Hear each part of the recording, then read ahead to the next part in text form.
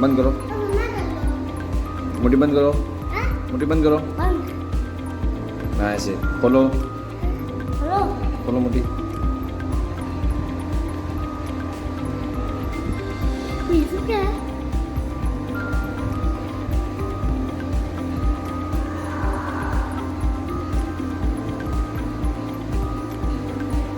તમારા હાથોની કાળજી માટે આજે જ ક્રિશા હેન્ડ હોસ્પિટલનો સંપર્ક કરો અને તમારા હાથોને નવી જિંદગી આપો।